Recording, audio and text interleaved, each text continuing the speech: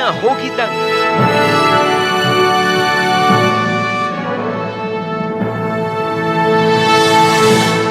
आसमान में गरजे सेना के वायुवीर।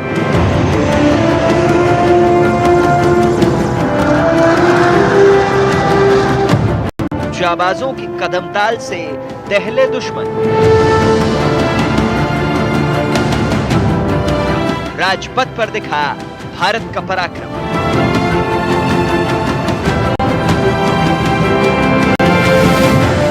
देश अपनी आजादी की 75वीं सालगिरह मना रहा है। पूरे देश में आजादी का अमृत महोत्सव समारोह चल रहा है, लिहाजा इस बार की रिपब्लिक डे परेड भी खास हो जाती है। इस बार पूरी दुनिया नए भारत की नई ताकत देखेगी।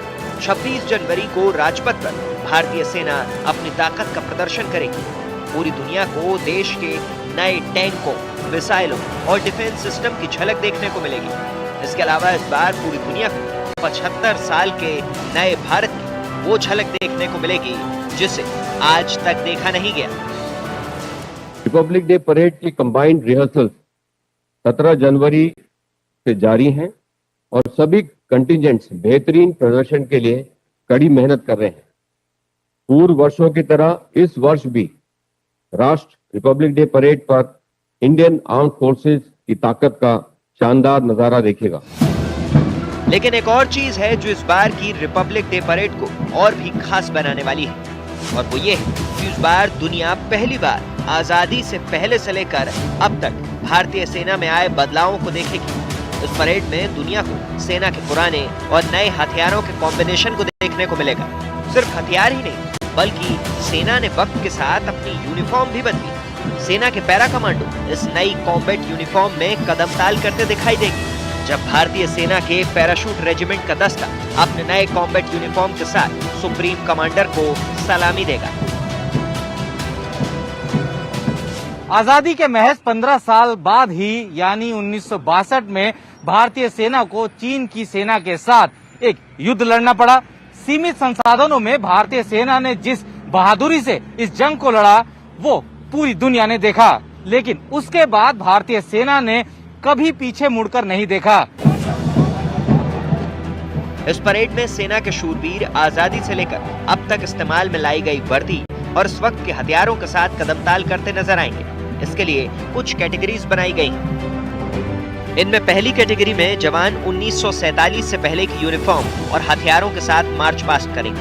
1940 में सेना के जवान 303 राइफल के साथ ड्रिल किया करते थे। स्थल सेना की राजपूत रेजिमेंट का दस्ता 1940 की यूनिफॉर्म में दिखेगा। दूसरी कैटेगरी में जवान 1947 से लेकर 60 के दशक की यूनिफॉर्म और हथियारों के साथ नजर आएंगे। असम रेजिमेंट का दस्ता होगा जो कि 1960 के दशक की यूनिफॉर्म और .303 राइफल लेके मार्च करेगा। राजपथ पर असम रेजिमेंट के दस्ते के जवान 1960 के दशक के हथियारों और यूनिफॉर्म में दिखाई देंगे।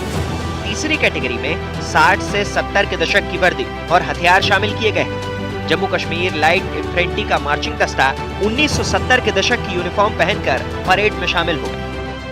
एंट्री कंटिजेंट का दस्ता होगा जो कि 1970 के दशक की यूनिफॉर्म और 7.62 मिलीमीटर सेल्फ लोडिंग राइफल के साथ मार्च करेगा। इनके हाथों में होगी 7.62 mm की सेल्फ लोडिंग राइफल। इस राइफल का इस्तेमाल 1971 में भारत पाकिस्तान जंग के दौरान हुआ था। इसके बाद चौथी कैटेगरी में आर्मी की मौजूदा यूनिफॉर्म में मार्च करेगा। इनके हाथों में इंसास राइफल होगी। इसके अलावा थल सेना गणतंत्र दिवस परेड के मौके पर अपनी artillery, tank, air defence system, mechanised infantry, पुराने और नए हथियारों के साथ शामिल होगी। आर्म्ड कोर की तरफ से 1965 और 1971 की जंग में पाकिस्तानी टैंकों को जमींदोज करने वाले सेंचुरियन टैंक इस बार स्वदेशी मेन बैटल टैंक अर्जुन के साथ नजर आएंगे। वहीं एयर डिफेंस की तरफ से पुरानी टाइगर कैट मिसाइल सिस्टम इस बार स्वदेशी आकाश मिसाइल सिस्टम के साथ दिखाई देगी।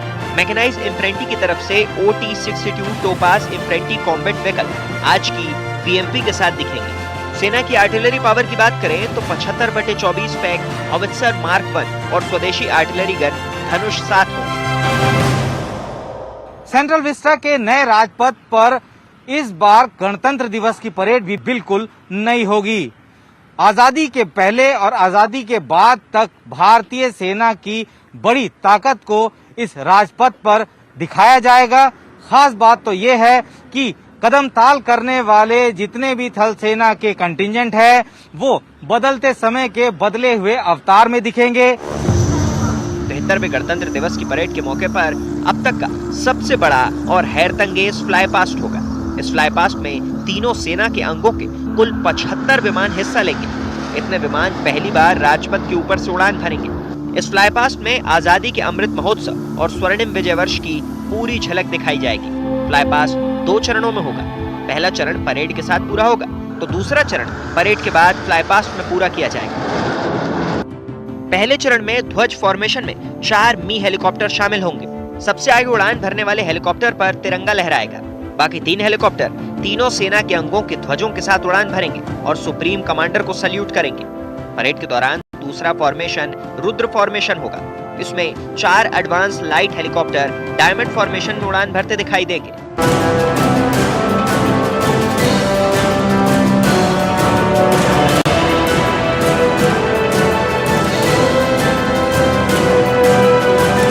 रिपब्लिक डे परेड में शामिल तमाम दस्तों के मार्च पास्ट और झांकियों के प्रदर्शन के बाद फ्लाई पास्ट शुरू होगा। इस दौरान पहले फॉर्मेशन में 5 ALH हेलीकॉप्टर एरो फॉर्मेशन में उड़ान भरेंगे। उसके ठीक 1 मिनट के बाद ही 1971 युद्ध में भारतीय वायुसेना की वीरता को दर्शाया जाएगा। इस फॉर्मेशन को नाम दिया गया है मेघना। इसमें 1 चुनूक और 4 Mi-17 हेलीकॉप्टर एरो फॉर्मेशन में राजपथ के ऊपर से उड़ान भरेंगे। इसके बाद तीसरा फॉर्मेशन होगा एकलव्य फॉर्मेशन। इसमें 1 Mi-35 अटैक हेलीकॉप्टर और 4 Apache attack helicopter arrow formation में उड़ान भरेंगे। चौथे फॉर्मेशन को नाम दिया गया है तंगेल फॉर्मेशन। इसका नाम 1971 के युद्ध में ऐतिहासिक तंगेल एयर ड्रॉप पर रखा गया है। इस फॉर्मेशन में 1 डेकोटा विंटेज ट्रांसपोर्ट एयरक्राफ्ट और 2 डॉर्नियर एयरक्राफ्ट विंग फॉर्मेशन में उड़ान भरेंगे। इसके बाद 5वां फॉर्मेशन तरन होगा। इसमें 3 C-130 transport aircraft wing formation supreme commander के सामने से उड़ान भरेंगे। छठा फॉर्मेशन होगा नेत्रा।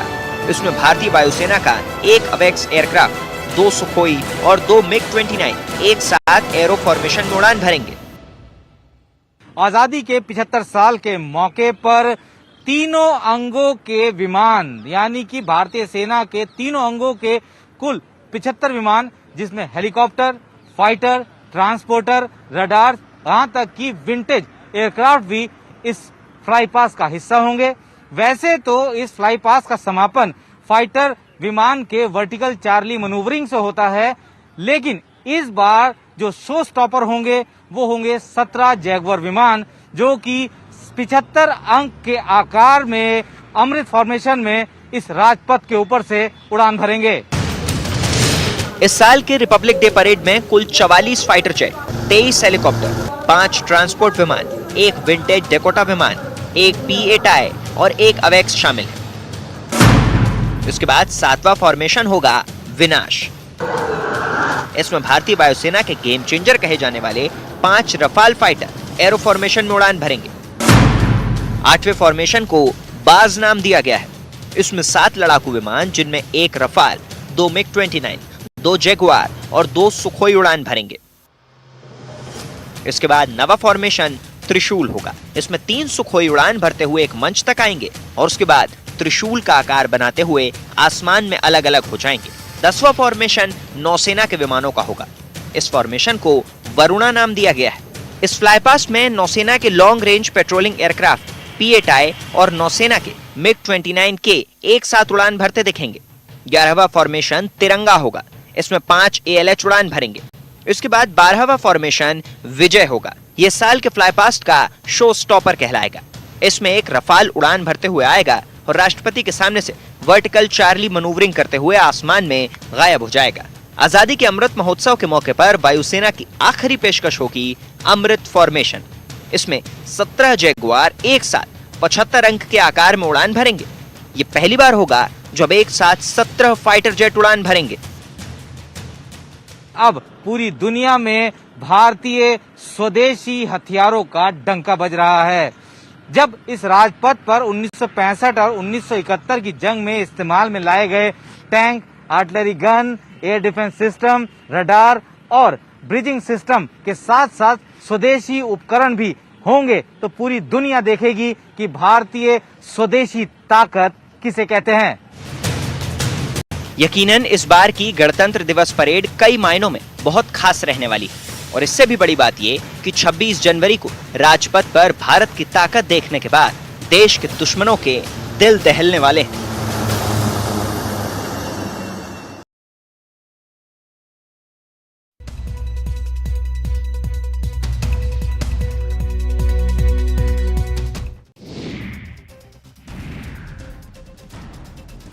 अवैध बालू खनन मामले में खनन विभाग और पटना पुलिस ने बड़ी कार्रवाई करते हुए 1 दर्जन से अधिक लोगों को गिरफ्तार किया है। पुलिस की ओर से ये कार्रवाई दिग्घा थाना क्षेत्र में गंगा नदी में चल रहे अवैध उत्खनन को लेकर किया गया है, जो हाल के महीनों में पुलिस की ओर से की गई सबसे बड़ी कार्रवाई है। पुलिस और खनन विभाग की ओर से चलाए जा रहे अभियान में एक साथ 13 लोग गिरफ्तार किए गए। इन सभी लोगों को गंगा नदी के बीच से बालू खनन करते हुए रंगे हाथ पकड़ा गया है। कार्रवाई में पकड़े गए लोगों के साथ साथ पुलिस ने 2 नाव और एक ट्रैक्टर को भी पकड़ा। गिरफ्तार लोगों के खिलाफ पुलिस ने मामला दर्ज करते हुए आगे की कार्रवाई शुरू कर दी है। खनन विभाग और पुलिस की तरफ से चलाए गए अभियान से अवैध खनन में जुटे लोगों में हड़कंप मचा हुआ है। खनन विभाग का कहना है कि उसे गंगा नदी में बालू के अवैध खनन की सूचना मिली थी, जिसके आधार पर यह अभियान चलाया गया।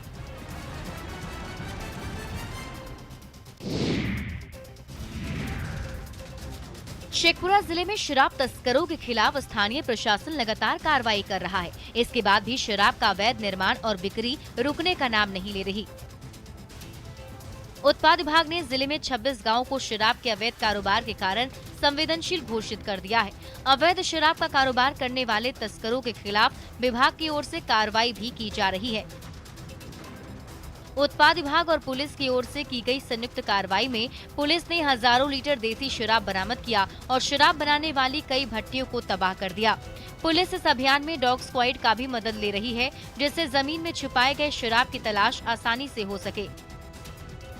इस तरह के अभियान से शराब तस्करों में पुलिस के खिलाफ हड़कंप मचा हुआ है। शराब तस्कर पुलिस से बचने के लिए तरह तरह की तरकीब अपना रहे हैं, लेकिन पुलिस की मुस्तैदी से उनकी तरकीब सफल नहीं हो पा रही, जिससे उनके अंदर डर का माहौल दिखाई पड़ रहा है।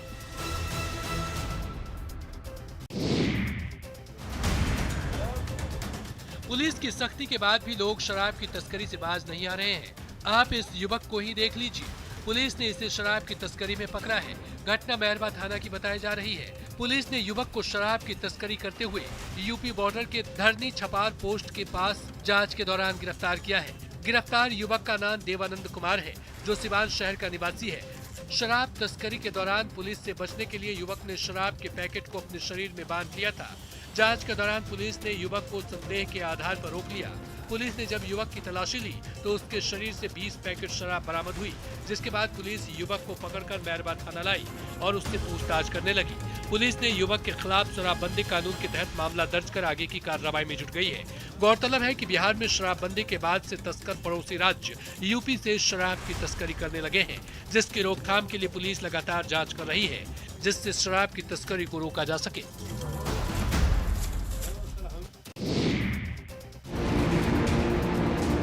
भागलपुर के मुजाहिदपुर में पुलिस ने रांची से भागी महिला को उसके प्रेमी के साथ पकड़ लिया। भागलपुर पुलिस ने रांची पुलिस के साथ लड़के के घर पहुंची और महिला को उसके प्रेमी के साथ रंगे हाथ पकड़ लिया। महिला रांची के धुरवा थाना क्षेत्र की रहने वाली बताई जा रही है। महिला के अनुसार 5 साल पहले परिजनों ने उसकी शादी जगन्नाथपुर के रहने वाले युवक के साथ कर दी। उसका पति शराब पीकर अक्सर उससे मारपीट करता था। इसी बीच महिला की सोशल मीडिया के माध्यम से युवक से दोस्ती हो गई। पीड़ित की प्रताड़ना से तंग आकर महिला ने युवक के साथ शादी करने का मन बना लिया। महिला प्रेमी के साथ भागकर भागलपुर आ गई।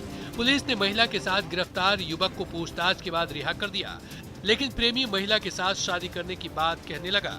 महिला भी अपने प्रेमी के साथ रहने की बात कहने लगी। तो वो मारता पीटता था। देश के सपूत को सच्ची श्रद्धांजलि।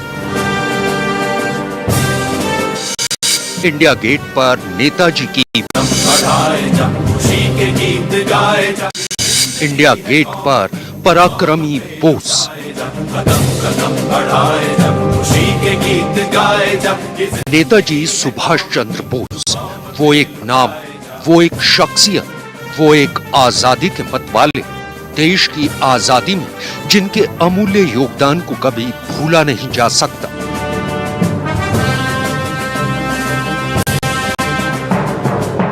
तेईस जनवरी को पूरा देश नेताजी सुभाष चंद्र बोस की 125वीं जयंती मना रहा है।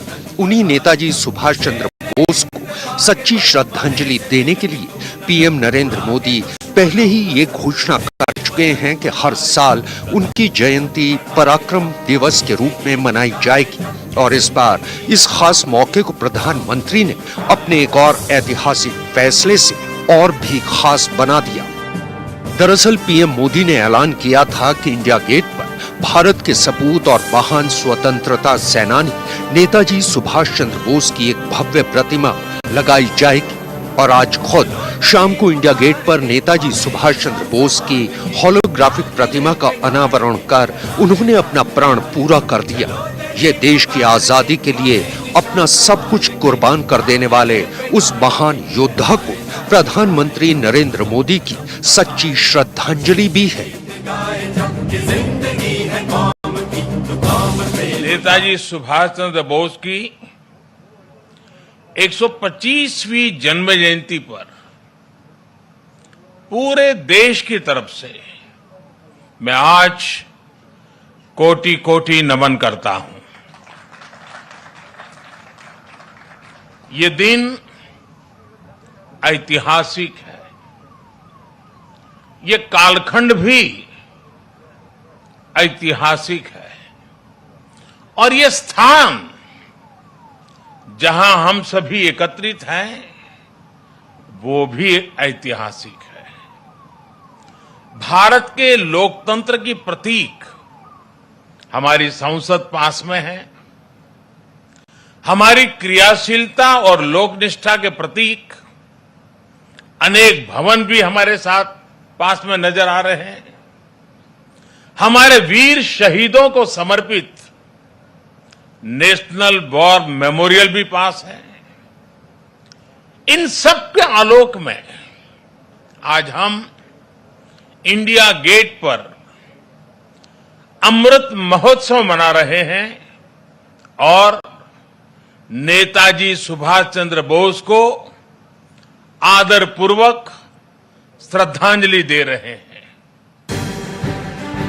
आधिकारिक सूत्रों के मुताबिक नेताजी की प्रतिमा ग्रेनाइट की बनी होगी। ये प्रतिमा 28 फुट ऊंची और 6 फुट चौड़ी होगी। जब तक ग्रेनाइट की प्रतिमा वहां लग नहीं जाती तब तक उस जगह पर नेताजी की होलोग्राम प्रतिमा लगी रहेगी। इस होलोग्राम प्रतिमा को 30,000 लुमेन 4 के प्रोजेक्टर द्वारा संचालित किया जाएगा। इसके लिए एक 90% पारदर्शी अदृश्य हाईगेन होलोग्राफिक स्क्रीन को इस तरह लगाया गया है कि वो लोगों को नजर नहीं आएगी। इसी होलोग्राफिक स्क्रीन पर नेताजी की 3D तस्वीर लगाई जाएगी। नेताजी सुभाष जिन्होंने हमें स्वाधीन भारत का विश्वास दिलाया था, जिन्होंने बड़े गर्व के साथ, बड़े आत्मविश्वास के साथ, बड़े साहस के साथ अंग्रेजी सत्ता के सामने कहा था, मैं स्वतंत्रता की भीख नहीं लूंगा, मैं स्वतंत्रता की भीख नहीं लूंगा, मैं इसे हासिल करूंगा। जिन्होंने भारत की धरती पर पहली आजाद सरकार को स्थापित किया था, हमारे उन नेताजी की भव्य प्रतिमा आज डिजिटल स्वरूप में इंडिया गेट के समीप स्थापित हो रही है। जल्द ही इस होलोग्राम प्रतिमा के स्थान पर ग्रेनाइट की विशाल प्रतिमा भी लगेगी। ये प्रतिमा आजादी के महानायक को कृतज्ञ राष्ट्र की श्रद्धांजलि है। इस बार स्वतंत्र भारत के 75 साल के इतिहास में ये भी पहला मौका है कि इस बार गणतंत्र दिवस समारोह की शुरुआत भी 23 जनवरी यानी नेताजी की जयंती दिवस से ही की जा रही है। प्रधानमंत्री मोदी के इंडिया गेट पर नेताजी की प्रतिमा लगाने के ऐलान के बाद नेताजी के परिवार वाले उनके इस फैसले पर अपनी खुशी पहले ही जाहिर कर चुके हैं। On January 23rd, Netaji would have his 125th birth anniversary. For this occasion, the Prime Minister, Shri Narendra Modi, announced today that he would have a statue of Netaji put up at India Gate. I'm very happy to hear that Netaji's statue should be put up in a prominent place in Delhi. Netaji के भतीजे अर्धहिंदू बोस का कहना है कि India gate पर नेताजी की प्रतिमा लगना उनके लिए बहुत गर्व की बात है। The Prime Minister has taken a decision to place Netaji's statue there, which is a tremendous amount of importance that is giving to the memory of Netaji, which means a lot, means a lot that he and the government think a lot about Netaji.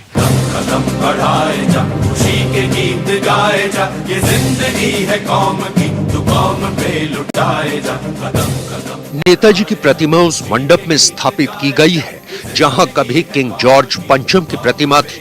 साल 1968 में king George पंचम की प्रतिमा को वहां से हटा दिया गया था। 23 जनवरी को खुद पीएम मोदी ने नेताजी सुभाष चंद्र बोस की होलोग्राफिक प्रतिमा का अनावरण किया। इसी दौरान प्रधानमंत्री मोदी ने साल 2019, 20 और 21 के लिए सुभाष चंद्र बोस आपदा प्रबंधन पुरस्कार के विजेताओं को एक समारोह में सम्मानित भी किया।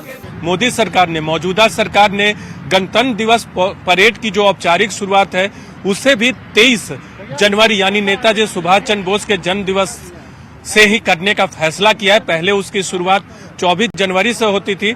तो एक महत्वपूर्ण तोहफा है, महत्वपूर्ण श्रद्धांजलि है आजादी के नायक नेताजी सुभाष चंद्र बोस को। जब भी लोग यहाँ आएंगे, इंडिया गेट जो लोग भी आते हैं वो अब यहाँ नेताजी सुभाष चंद्र बोस की होलोग्राम प्रतिमा के भी दर्शन कर सकते हैं। और आने वाले वक्त में यहाँ एक ऊंची प्रतिमा होगी ग्रेनाइट की जो नेताजी सुभाष चंद्र बोस की होगी और होलोग्राम प्रतिमा को हटा दिया जाएगा। सच तो ये है कि इंडिया गेट पर नेताजी की भव्य प्रतिमा लगाने का प्रधानमंत्री नरेंद्र मोदी का फैसला यकीनन ऐतिहासिक है, जो इस साल के गणतंत्र दिवस के समारोह को और भी खास बना देगा।